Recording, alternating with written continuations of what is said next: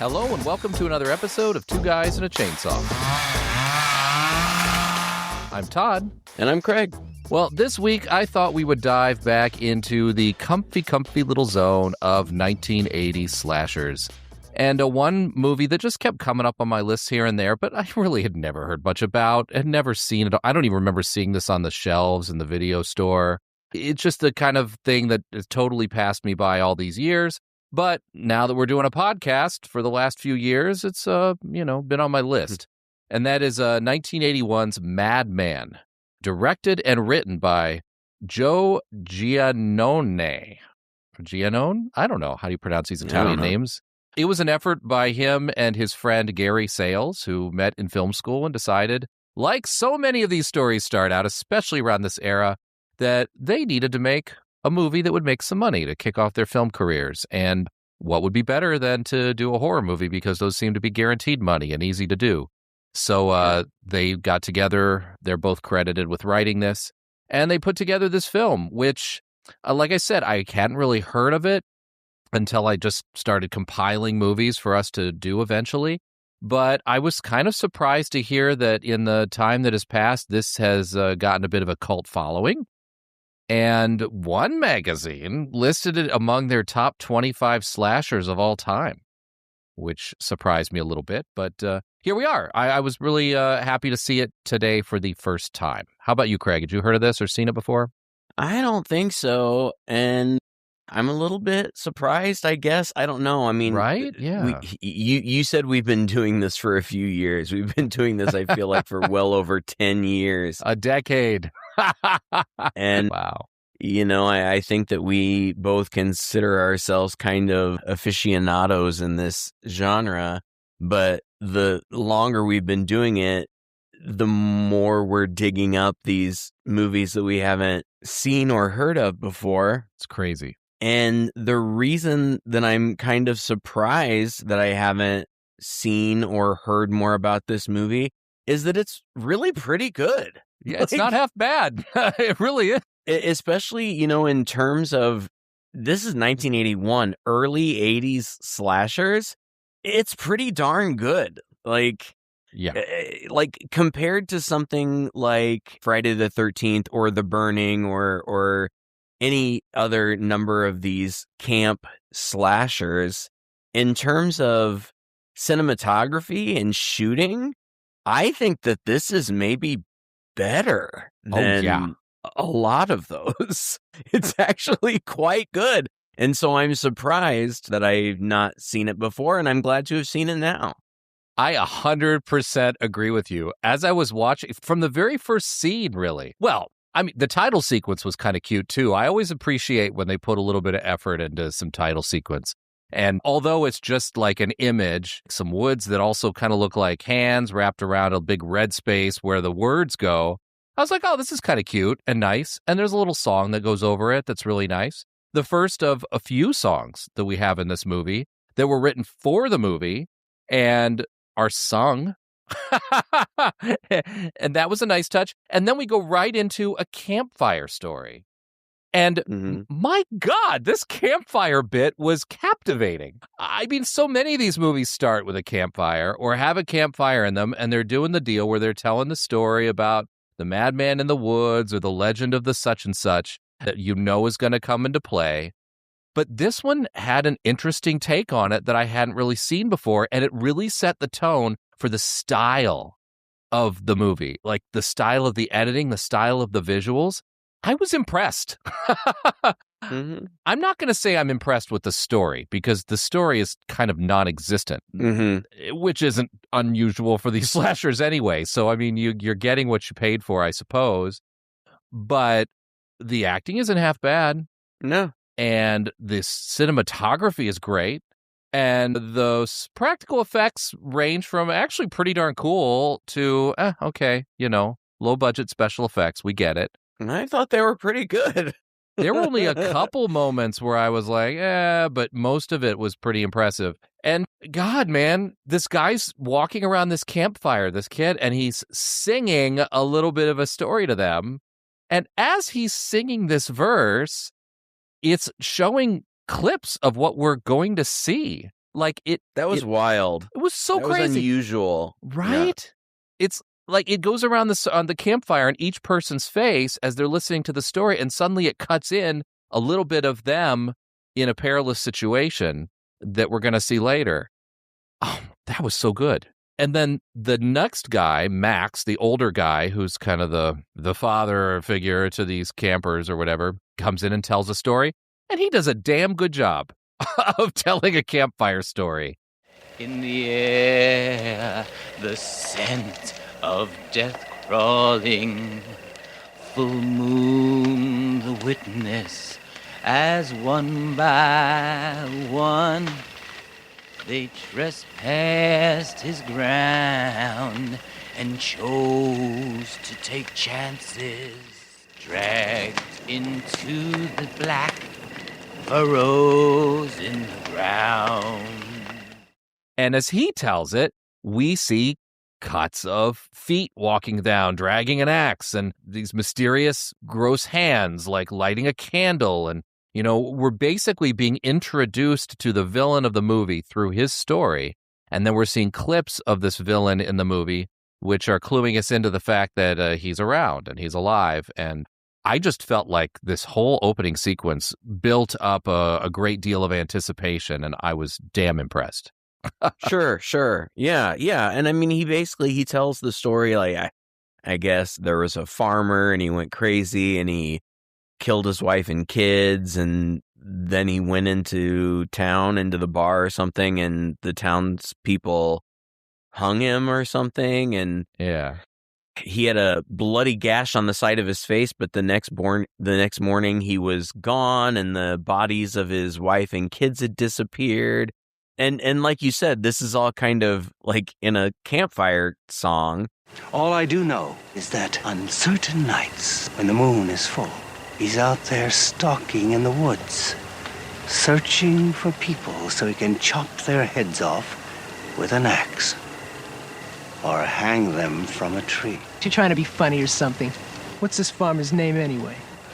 Richie, I have a good reason I haven't told you his name. A very good reason. You see, it is said also that if you say his name above a whisper in the woods, he will hear you, because he can be anywhere, anytime. And if he hears you call his name, he'll come for you. And if he comes for you, he'll get you. And it's like, one by one you'll start to fall. Before night's end, I'll get you all. His name is Madman Marz or something. Yeah. But it is a really fun way to kind of introduce the lore. Like you said, in terms of the story, there's really not a whole lot to it. Like they give us this exposition so we know who the bad guy is. And we see this bad guy skulking around and kind of stalking everybody. And the old guy's like, the old man, Max or whatever, is like, oh, you shouldn't be singing these songs. You shouldn't be provoking him. Don't walk alone in the woods. And then right away, one of the kids, I guess, for lack of a better word, these are the counselors, right? Yeah, I think they're the counselors. There are some kids, 6? We rarely see them. I feel, yeah, and I feel like we don't see them really until kind of the very end. Yeah. Or maybe I forgot, I don't know. But one of the counselors almost immediately sees this guy, this madman. In the trees. Like in the trees. Like up in the trees. And instead of continuing to walk past with the rest of them, just quietly wanders off to pursue this guy or whatever in some weird way that just only makes sense because the movie needed somebody to peel off at this point. Yeah. The story was supposed to be based on the Cropsey legend. These two were from New York, and we've talked about the Cropsey legend before. There's several. The Burning that we did, which actually was in production at the same time as this movie, and these two got wind of it and were like, all right, we need to change our script a little bit so that we're not doing the Cropsey legend like they are. And so they changed it to this farmer murdering his family and stuff. But there's a house just by the campfire within a stone's throw, literally, of the campfire that otherwise looks like it's dead set in the middle of the woods. Yeah. I mean, why? I mean, why is there this large home abandoned out there in the middle of nowhere, just right next to the camp? Like, okay. That nobody's nobody's gone over there and messed with until this kid decides to peel off. You're right. It doesn't matter. He goes in. Again, the movie really plays with us here, where the kid goes in and he does this whole, and sometimes I feel like it's really stretching for time. There is a lot of creeping around, as there are in these slasher movies. Yeah. But this one seems to be a hell of a lot of slow creeping around. If you cut much of this out, you wouldn't get an hour, I think, out of this movie. Sure. But, he's creeping around in the house and he goes up the stairs and stuff. But then it's also cutting between him and this guy. It looks like a creature because we're only seeing his feet and we're only seeing his hands, but they're hairy and he's got these long nails and all of it just looks like a gorilla almost. Ooh, yeah, and prosthetic. Like, he's barefoot. The madman is always barefoot, but his feet look like feet shoes. Like, yeah. they don't look, they're not the best. They're not lifelike. They look kind of plasticky or whatever. But I mean, that's fine. I think it's to suggest his wild nature and, his kind of larger than life madmanism or whatever. Like, and the same is true. We rarely see his face. You do see his face occasionally, but you rarely see it. But it too seems prosthetic. It seems, though it's meant to be human, it's exaggerated and gosh, I don't know, caveman-like to some extent. I mean, he looks crazy. And it's wild hair, and he's got that slash in his face. And saying all of that, it sounds really cheesy and stupid, and I suppose to some extent it is. But for whatever reason, it worked for me in this movie. And I think a lot of the reason that it worked for me was the filmmaking and the cinematography and how they kind of kept him in shadow a lot of the time. He would just pop up in the back of a frame at totally expected times when you would be looking for him.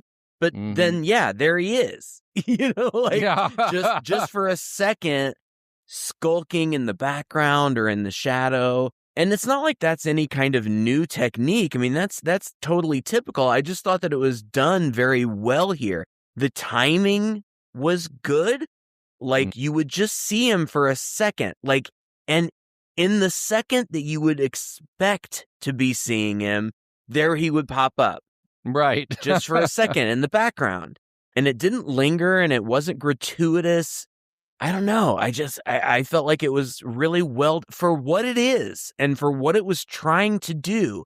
And I feel like they were working, on a formula. This is 1981. So this is the early days of these type of slashers. But I feel like they understood the assignment and they did it really well. That's what I was going to say. It's like extremely competent at making this kind of movie. And that is impressive for a low budget effort by first time filmmakers who didn't go on to really do anything else. These actors, the only actor of note in this at all is the woman who plays the finalish girl, Betsy, Galyn Ross, who was previously in Dawn of the Dead. Oh. And I think she also played a role in Creepshow. She was in the Something to Tide You Over episode where Leslie Nielsen buried them up to the neck. Oh, okay. All right. But that's it. A few of the others have done some bit roles on television. She had a little bit more to do. She did some TV here and there and whatnot, but like, she's the most person of note in here. Everybody else is just, they're fine. I think at what they're doing. And for the first time, when we're talking about the people, I don't feel like this is a group of assholes. No. No. They actually all seem like cool people who are getting along and having fun with each other and very conscientious of each other. And one of the main characters here is TP, and I thought TP would last a lot longer than he did, honestly. But TP and Max end up back at the camp, and they have this scene where they can't pull an axe out of a stump. This is a setup, obviously, for something that's coming later. But they're trying really, really hard to pull this axe out of this stump. And this drunk cook basically comes stumbling out, and he's Dippy, and they call Dippy over to help, and all three of them can't pull this axe out of this stump. And this isn't the first time that they do something that's kind of set up without much payoff, but there's some conversation that Max has with TP. And anyway, he's kind of talking about grit or verve or something like that. And he's like, Oh, let it go, TP. We lost. There'll be another time. Maybe, but I don't like losing. Losing, winning, what's the difference? Play the game with a fair heart, and you'll always be able to look yourself in the mirror.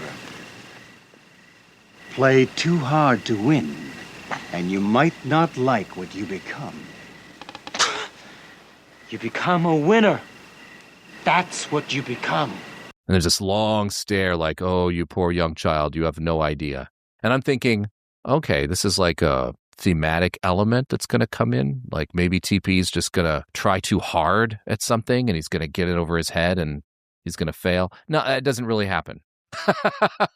But it sure seems like they're setting something like that up. Obviously, they're setting up the axe bit to let us know that it's almost impossible to pull this axe out of this stuff. That's for later. Right. So that later the crazy guy can come along and just pull it out with one hand. Like Exactly. It's funny. But yeah, I think somebody, I think it's TP, gets his throat cut at this point. No, it's Dippy. Dippy, the drunk guy who you knew wasn't going to, you knew he'd be the first one to go. Well, honestly, I thought that Richie, who was still wandering out in the woods and in that house apparently, was going to be the first to go. I think he makes it to the end, doesn't he? Doesn't Richie make it to the very end? Yeah. Every time Richie popped up in here, I was like, oh, he's still alive? Right. and he hasn't really moved.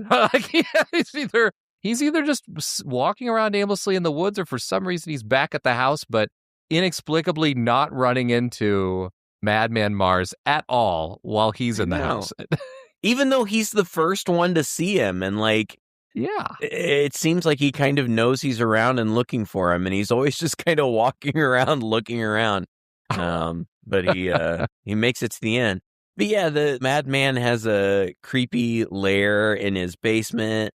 And then the next note I have, I just watched this, but honestly, the entirety of the plot is so there's just not unremarkable. Much it's unremarkable, and it's fine. But like I have in my notes that hot people undress. I remember that.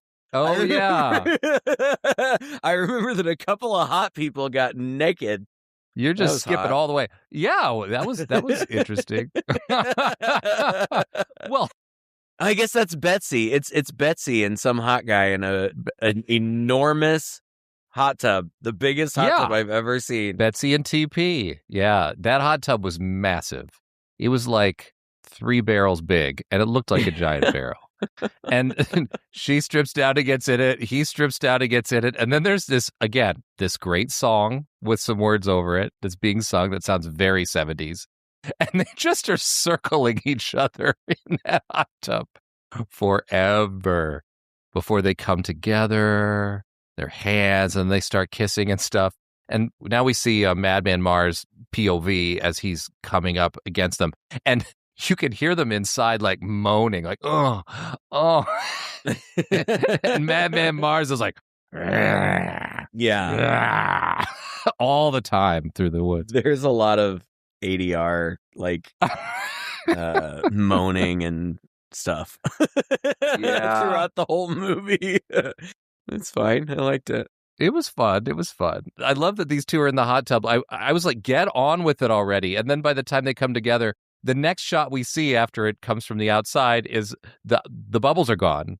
And they both come up out of the water like they've been both underwater for some time, apparently. And she goes, ha, ha, ha, ha, I was right in the middle and you didn't let me finish. I didn't understand what she was talking about. but I don't want to talk about it. No, we don't need to 'Cause it makes me speculate. uncomfortable. But I wasn't sure what she was talking about. Yeah. Whatever it was, they both had to be completely submerged for whatever this was to happen. So that just adds to the mystery. The only mystery of the movie, really. Because like you said, the entire plot is a succession of people going out to look for the previous person who left. Yeah. Walking through the woods. It is so like that it's almost comical. Like the sixth time this happened, I was like, so she's going to go look after him who was looking after him, who was looking after him, who was looking after him. Just a whole trail of bodies back there. Yeah, but along the way, there are some, gosh, I don't have any I didn't take a ton of notes because it just didn't really seem like, and then they get killed and then they get killed. Like, that's just what it felt like. But like, there are great shots along the way. There are moments, yeah. There's a moment where a guy, I don't remember if it was Richie or somebody else, is walking around kind of in the forest at night and he's got a flashlight. We see from, I guess, his perspective, the flashlight flashes across this wooded area and you see the madman in his face. Flashlight beam. Yeah, his face. But then he as though he realizes that he saw something and didn't realize what it was, he immediately flashes back and it's gone. And this is so common. Like, it's such a common shot in this type of movie. And yet I just was impressed by it. Like, yeah, wow, me too. Good job. Like, you really got that shot. Good job. You pulled it off. You pulled it off way better than so many movies we've seen. So many, yeah. It's good. We can just go through some of the little bits, right? Richie's trying to make his way through the woods. There's a bunch of business with the counselors in the cabin that's not important. And then eventually, they're like, well, Richie's not back yet. We need to go look for him. And TP decides that he's going to go out and find Richie. And he insists that he just go by himself. And I liked TP. TP was initially looking to be like he was going to be the douchebag of the group because at the campfire, he's the one kind of singing the song, scaring them. And then the girl questions whether that was actually appropriate due to the fact that they had young kids there. And then he gets in a little argument with his girlfriend, Betsy, that is dumb. But anyway, like there's some tension or whatever. And then when they're back at the house and they're having dinner, he stands up and apologizes for the whole thing. And then he's super encouraging and he's being real friendly. And he's like, don't worry, I'll go be the one to find Richie. And I was like, TP's a pretty nice guy. So I was kind of sad to see what happened to him. I thought he's going to last longer because I think he is probably the most developed character in this whole thing. Yeah, he goes out into the woods and he's looking for Richie and a giant noose comes over his head from behind, pulls him down to the ground. He gets dragged across the ground. You see close up of the rope getting strung around the tree and the branches and stuff of the tree. And then it gets yanked and he gets pulled all the way up to the top. And this guy struggles in a way I've never seen this. Like most other slasher movies, this is it. He got hung, he's done. But no, he manages to pull himself up so where he's hanging from the branch up above. And that's when the guy approaches. And again, we're only seeing his like feet at this point. But gosh, even the Steadicam during this bit is good. And his feet come closer and closer and closer. And TP's got this annoying belt buckle that has TP on it. Yeah. This gross hand grabs that belt buckle and yanks it down, which of course snaps his neck. And that was fantastic. It was it was brutal. Really good. Really impressive. It looked really great. I mean, that's the thing. The whole time I was watching it, I was thinking this feels like a Friday the 13th movie. But so much better than most of them. Like I was even thinking, part 1 and 2, and some might say 3 are arguably the best of those movies. And you could put this movie up against any of those, and I think that it is just as good. Again, like I'm shocked because there are far worse movies that are more well-known. More famous. Yeah. It's so weird. It's entirely competent. It is entirely competent. And listeners, if you, like me, have never heard of this or seen it, and you are a fan of those types of movies, or you're nostalgic for those types of movies, you're going to love this. Yeah. It's great in that category. I mean, in that category, in that narrow category. Yeah, in that narrow category, it's great. It really is great. I'm not surprised that it ended up on a best of list. I think it deserves it. It's well done. As a story, it's nothing. There's nothing. No story here. It is literally one person after another going to the woods and getting killed. Mm-hmm. But of that narrow genre of film with that baseline, it's such a good version of that. And to be low budget with these first-time filmmakers is almost unbelievable, I think. Mm-hmm. The cinematographer, I guess, deserves a lot of praise. I should look up who that is because, my God, he's carrying the whole thing. Mm-hmm. Yeah, the shooting is great. It looks really good. Well, Betsy's upset that TP's not back, and so Dave decides to be the man and go out and find him. And even Dave, the jokester, is apologizing. And he, out in the woods, runs across the body, and it falls down on him. And even this makeup was good. Excellent lighting. And then the guy comes out and with his axe and starts swinging it. Now, I'm not exactly sure what keeps knocking Dave back. He stumbles back as though he almost hit him, but he's literally swinging an axe at him. I mean, if he had hit him, he would have gashed him or whatever. And he just keeps falling back.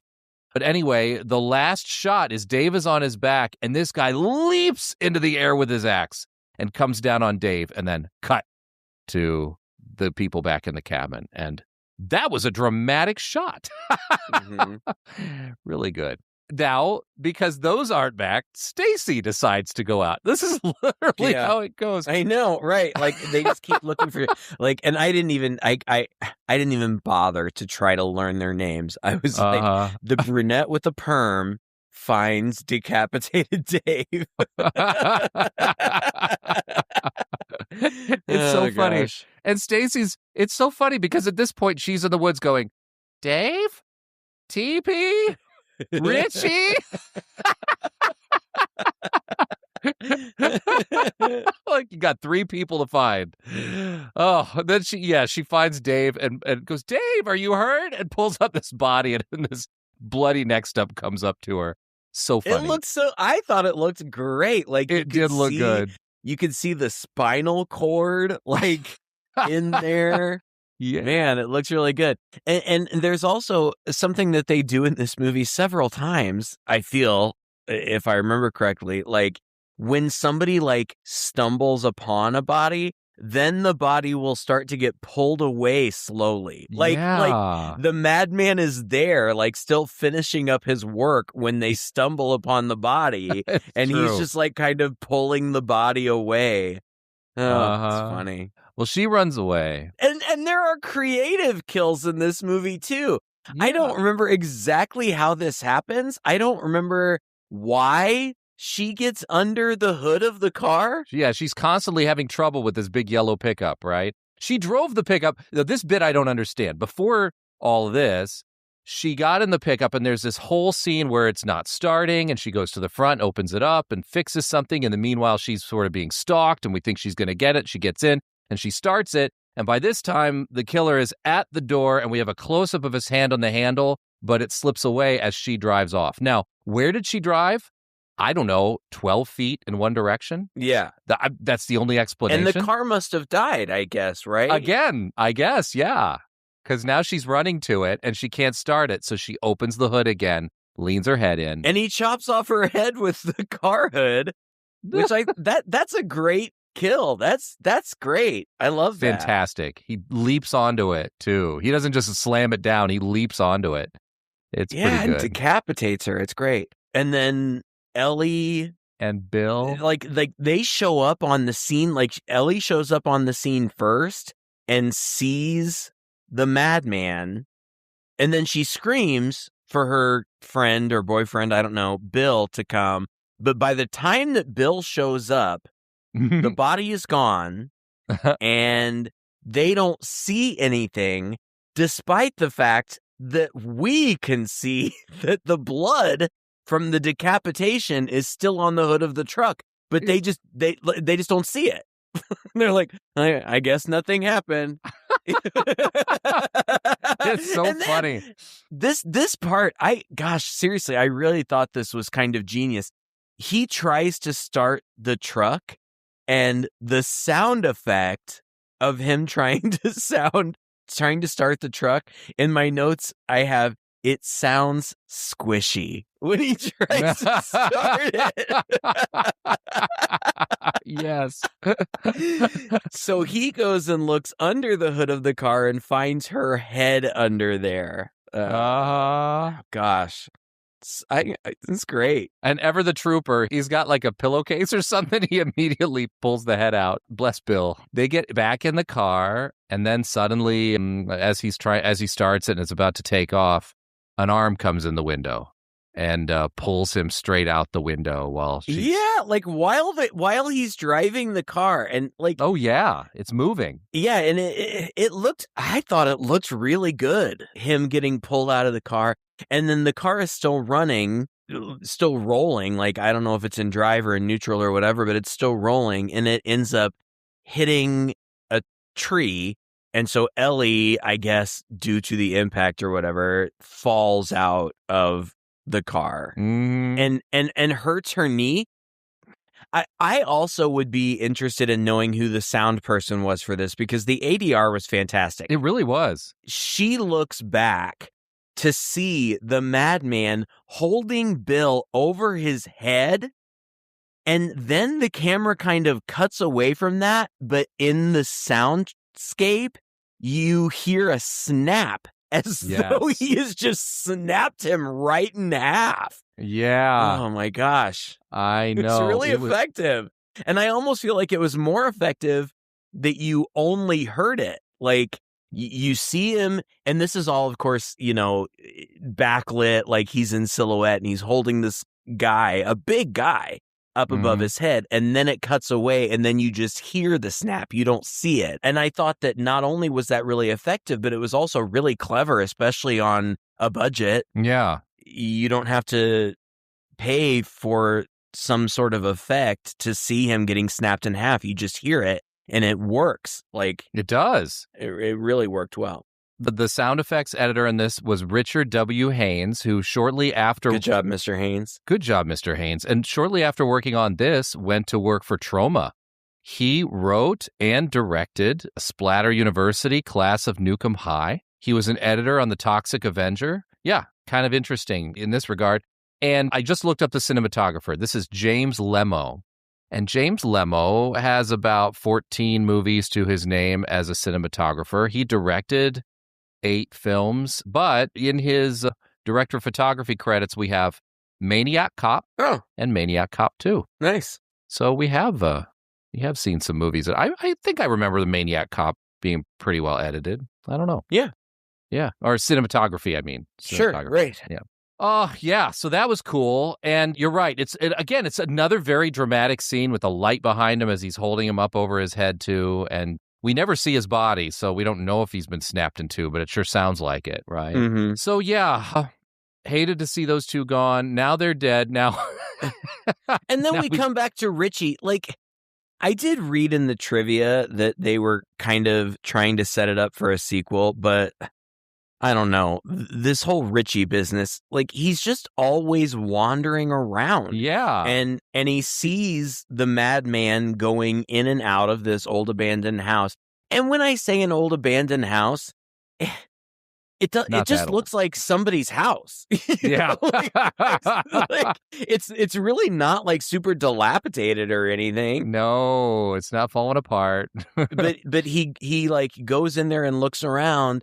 And I don't remember, if he goes into the basement but we just see a shot of his face, like, discovering something. Yes. And he's horrified by what he sees. And then it cuts away, and we, like, not just cuts away from him, but cuts to an entirely different scene. So we don't know what he saw or what he did.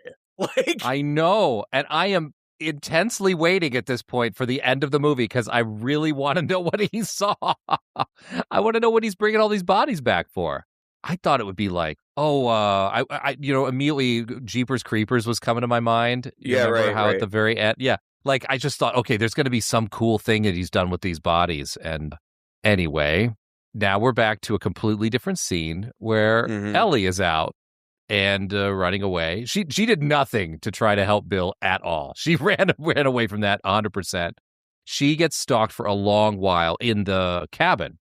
He breaks down the door with his axe, kind of Shining style, and she runs around, and she makes the weird decision to quickly clean out the fridge and hide in the refrigerator. It was weird. I'm not sure if that was a genius move or like the dumbest thing. It's dumb. You're trapped in there. Yeah. It's a great shot because you can see it's almost split screen, the way that it's shot where you can see both the kitchen and the living room. You can see him coming, like he's going to come around the corner into the kitchen. And you can see her in the kitchen just in time closing that door of the fridge on herself, and she hides in there. And it ends up working out for a little while, but she eventually gets axed as well. Yeah, in the chest. Right. It's a pretty long sequence. And then Betsy now has a shotgun, and does she discover some bodies? She calls Max. I don't know who Max is, or I don't know if he's like the camp owner or I don't know.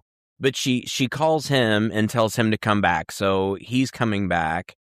And then this is one of the things that always frustrates me about the Friday the 13th movies is that it's a camp movie, but there's hardly ever any kids in it. Like I feel like there are a couple of Friday the 13th movies where there are actually kids there, but most of them there's not. But in this one, a little girl, like, runs out of the cabin, and Betsy tells her to wake everybody up and get them on the bus. And like you said before, she does. She gets the kids on the bus. But it seems like at a camp where there's, I don't know, what would you say, 10 to 15 counselors, it seems like there's like maybe 8 kids. It's true.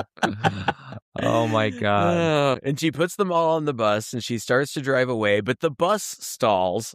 Well, as they do. And then the madman tries to get in to the bus, but doesn't. She whacks the heck out of his hand for a good minute. She's there with like something in her hand, a bat. I don't remember what it was. And she whacks the hell out of that guy. And I was getting real Shelley Duvall moment here because she had a little bit of her look, but also just this desperation of her swinging that bat, just going on and on and on. I thought she was going to go insane. Betsy was the blonde, right? Yeah. And I see why you say Shelley Duvall. You mentioned that she had been in a couple of other things and things that I've seen, but I don't remember her. Yeah. But I do, watching this, I was thinking she's striking. I see why she's an actress. She looks great on film. She's pretty, period, but she's got these really big eyes. Yeah. She has a really distinctive look and really big blue eyes. And she looks good, and her look works for her in this role. I don't know. Yeah, she whacks his hand, and he kind of leaves. I guess they get the bus started again, and she tells somebody, I don't know, one of the remaining adults, I guess, to leave. She's like, get the kids out of here, but I have to stay here to look for any other survivors. Oh, that's so stupid. And I think she gets this. First of all, I was shocked there was a bus. And then she gets this idea because I think she looks out the window and she sees that he is going into the house. I was like, what is the geography of this? That you can see the same shot we've been seeing of the house all this time from the window of this bus that is supposedly just right by the camp. But anyway, so you're right. She's going to go in and see if she can find the others. It's dumb. At this point, I can't wait to see what's in the house. So I'm all on board with Betsy going in and checking it out. And at least she's got a shotgun at this point. Mm-hmm. Again, like you kind of said earlier, some really interesting shots in here. I mean, it takes a while for her to poke around in the house, but there are moments where this guy is literally behind her in the shadows, and she has no idea, and then he just kind of disappears. It's really good. But yeah, at this one point, she's in this living room, and he tosses something in a brilliant move for a guy that I didn't imagine we were supposed to believe had a lot of brains. Mhm. He tosses something and it shatters, and that freaks her out. She spins around and shoots the shotgun. And unlike most other movies, too, they were right about the fact that a shotgun, you can only shoot it once before you got to reload. Mm-hmm. And I was shocked at that, too. So that was his way of getting her to unload the gun. So as she's trying to reload it, boom, he springs out of the shadows and he hits her. He hits her in the face. And my gosh, I thought this was fantastic, too. He hits her in the face so hard that it takes the skin off of her face to the bone. Yes. And you see it, like, the makeup is great. And not only do you see the aftermath, but it's shot so skillfully that I felt like I saw it happen. Like, I felt like I saw him hit her and the skin come off her face and I could see the bone. Mm-hmm. It looked, I mean, it's gruesome. It's very violent and gruesome, but care was taken there for that moment. You know, he could have just hit her in the face, you know? Yeah. And knocked her out. Mm-hmm. And then she could have had a bruise or a scratch or whatever. No, like, there is serious makeup work going on there. And it looks so good. And then he drags her by her hair down to a basement. And this is the point in the movie where I was really surprised.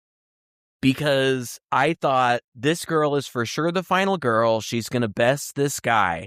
And when she was disfigured in the face by him hitting her, and then he drags her down there, not only that, then he picks her up and hangs her on a meat hook. I was like, oh, shit. Yeah. Me too. I did not expect that. The Texas Chainsaw Massacre treatment on this girl. And again, it looks really good. Pokes right through her chest. She's not coming back from this. No. But somehow, I think she has a knife, and somehow she manages to stab him with, like, it's a big knife. I mean, it would, cause some serious harm to anybody normally, but, based on what we've seen this guy endure up until now, it doesn't seem like it's going to be that big a deal. But she stabs him, and what happens is he kind of stumbles and knocks over a candle because he's a big candle guy. There are candles all around. This guy loves candles.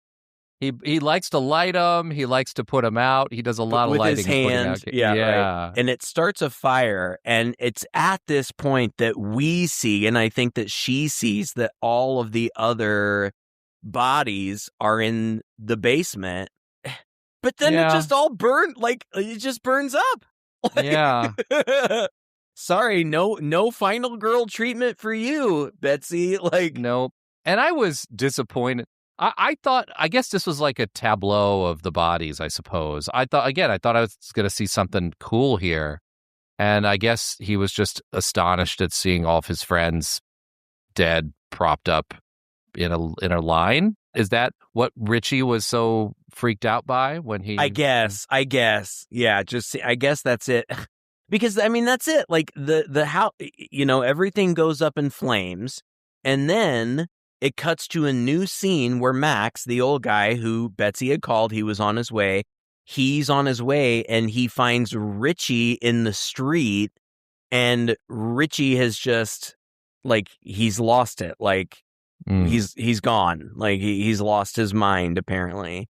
Yeah. And then we see another scan of all of the bodies from throughout the movie, and then there's a song. Yeah. And the madman walking along in shadow, I think supposed to give the implication that he's still out there. He's alive. He made it out. Yeah. And why wouldn't he? But the madman song is really quite good. Like, it is. Lore of the campfire, telling of his horror, lost in the woods with the madman and the stars. Don't laugh at the tales, heed if you call him the legend lives. Beware the Madman Marz.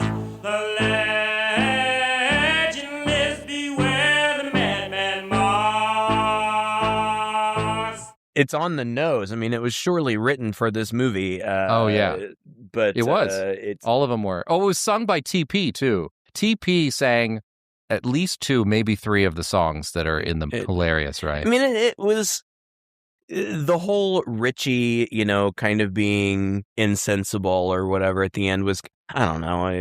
I didn't need it. I kind of didn't need, again, like I kind of mentioned it earlier, they were trying to set up a sequel where Richie was going to be pegged for all of the murders, but the madman was still out there or whatever.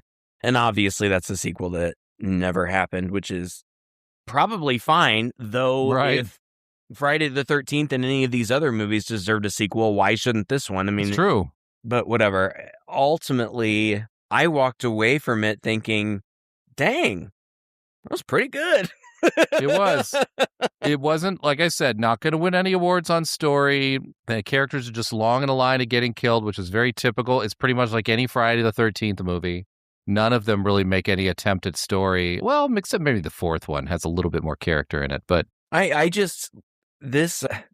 anytime it's your turn to pick a movie and you pick something old, I'm like, oh boy, here we go again. And that's kind of how I was feeling about this one. And I was really very pleasantly surprised by how competent it is. Now, again, as we said before, if you're not interested in this narrow niche of films, then you're probably not going to like it. But if you are a fan of those type of films, it is a diamond in the rough. Like, I'm just so surprised that I had never heard of it or seen it before. It's more worthy of attention than many of the films that we've talked about here. Yeah. So thank you. I appreciate you bringing it to our attention because I think it deserves it. And I hope that some of our listeners who like this kinds of things,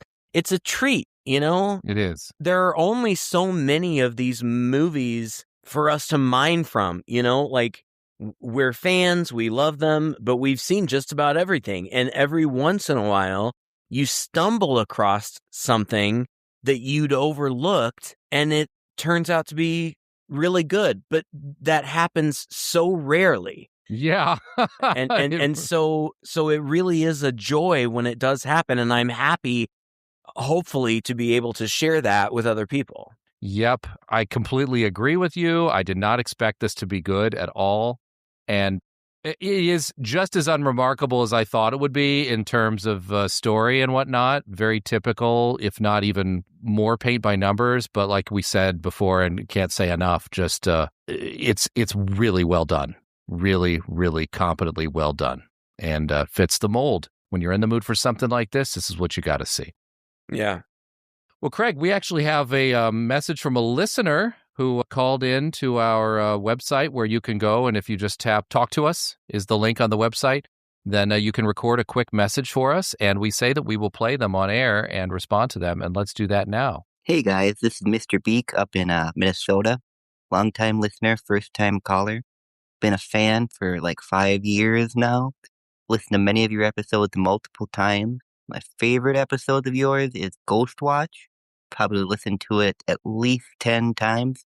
I think you guys are just really funny on that episode, and I like your stories about going up to Canada. Just wanted to pop in and say I appreciate what you do.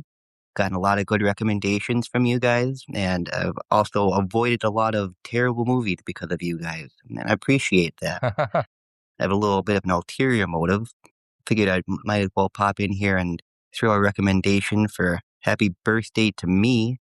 I think you guys will have a really fun conversation about that one, especially the ending. Hope you have a good one. Bye. Thank you, Mr. Beak. Yeah, thanks. That's nice. Gosh, it always makes me so happy to hear from people. Just as cliched as it sounds, it really does warm my heart and make me feel good. I don't remember us talking so much about Canada on Ghost Watch. I don't either. But I don't remember anything. We've done so many episodes. Like, I can't even remember what movies we've talked about. Yeah, I do remember that we talked about Ghost Watch. No, Ghost Watch is the British one. I think he's talking about Ghost something. It's that lodge where they find this lodge up in Canada. Yeah. And it's the movie that was based on the Wendigo story, but got chopped up and it's kind of incomprehensible. And I remember we wasted a lot of time at the beginning just talking about our Canada experience because we didn't know what we were going to be able to say about the movie. It turned out to be a fun conversation.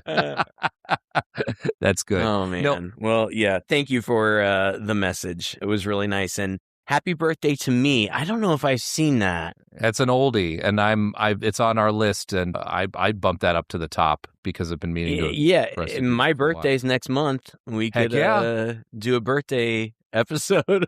Mine too. Yours is in April as well, right? Yeah. April should be our birthday month. Okay, happy birthday to me. It's going to happen in April. All right. Well, thank you very much. Well, thank you guys all for listening. And again, you can go to our website, chainsawhorror.com, click talk to us, and leave us a message there as well. You can just Google us, Two Guys in a Chainsaw Podcast, and find all of our socials and leave us a message there too. We love to hear what you think about what we're doing here. We'd love to hear your comments on movies, get good conversation going back and forth. We always have a lot more conversation going on behind the scenes on our Patreon at patreon.com/chainsaw podcast. For just $5 a month, you can get in there on all the discussions. We have a very vibrant book club going on right now where we read horror and horror-related books and discuss those every week or two in a video chat. We've got our unedited phone calls up there, and that means that even when I'm slow at getting episodes out to the general public, you'll get them almost immediately after we record them with all of the unedited goodness and all the little chitter-chatter that we have back and forth before and after the show and the things that we desperately want to keep from the general public. All can be yours. Patreon.com/Chainsaw Podcast. Until next time, I'm Todd. And I'm Craig. With Two Guys and a Chainsaw.